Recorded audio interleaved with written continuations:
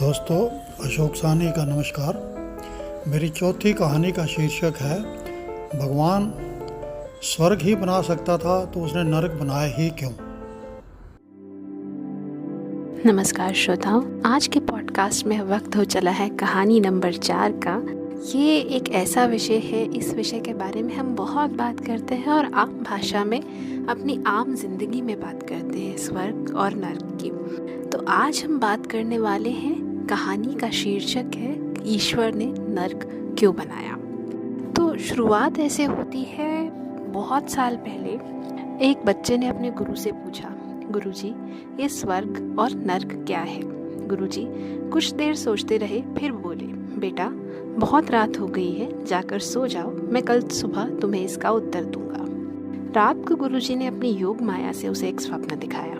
बालक ने सपने में देखा कि वो अपने गांव में जा रहा है। अचानक वो देखता है कि वहाँ एक बहुत सुंदर सफेद रंग का भवन खड़ा है। वो बहुत हैरान हुआ कि ये भवन पहले तो यहाँ नहीं था। उत्सुकता से, एक्साइटमेंट से वो भवन के ऊपर देखता है तो वहाँ लिखा दिखा स्वर्ग। बच्चे ने सोचा कि मैं गुरुजी से क्या पूछूंगा, स्वयं ही जाकर देख लेता हूँ कि भवन के अंदर क्या है। अंदर जाकर वो देखता है कि सुंदर मेज लगी है, उसके ऊपर सफेद चादर है और उस पर बहुत सुंदर व्यंजन सजे हुए हैं। देखते ही देखते बहुत सारे भद्र पुरुष श्वेत वस्त्र पहने आते हैं और प्रभु का धन्यवाद कर भोजन करने की तैयारी करने लगते हैं। अगर हम बात करें श्वेत यानी कि सफेद रंग पर, बालक ये देखकर बहुत हैरान होता है कि उनकी भुजाएं बहुत लंबी हैं, उनकी बाजुएं बहुत लंबी है पर मुड़ नहीं सकती। अब बालक बहुत उत्सुकता से देखता है कि ये बेचारे अब भोजन किस प्रकार करेंगे। इतने में वो देखता है कि एक पुरुष ने अपने सामने वाले व्यक्ति से कहा, भैया भूख तो मुझे भी बहुत लगी है पर हमारे हाथ नहीं मुड़ सकते, इसलिए पहले मैं आपको भोजन करा देता हूँ, फिर आप मुझे भोजन करा दीजिएगा।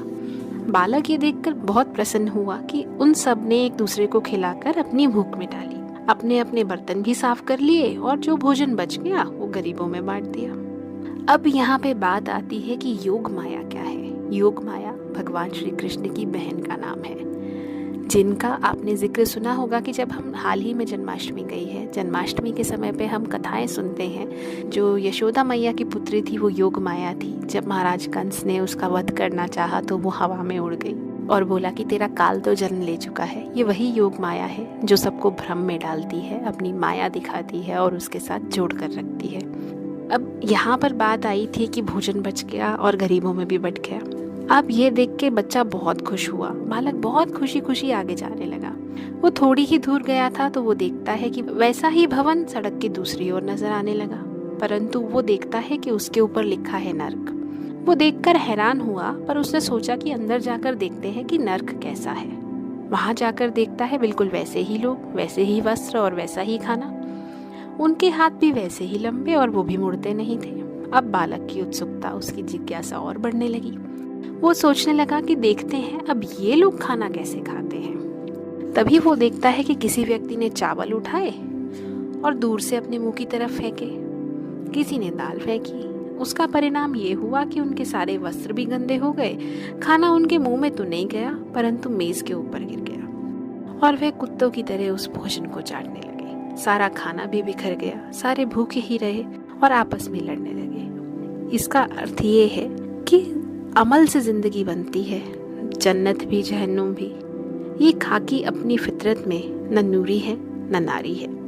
अब मनुष्य अपने जीवन काल में अपने कर्मों से ही अपने जीवन को स्वर्ग या नरक बना सकता है। ये मानव शरीर अपनी प्रकृति के लिहाज से न तो स्वर्ग है और न ही नरक। आप जैसा इसे बनाएंगे, जैसा इसे संवार लेंगे, ये वैसा ही रूप ले लेगा। अब कुछ इस तरह से जिंदगी को मैंने आसा कर लिया, किसी से माफी मांग ली, किसी को माफ कर दिया।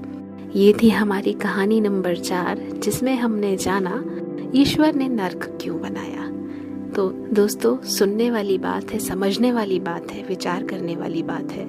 ईश्वर ने नरक नहीं बनाया, ईश्वर ने सिर्फ इंसान बनाए। स्वर्ग और नरक का भेद इंसानों ने पैदा किया। नमस्कार।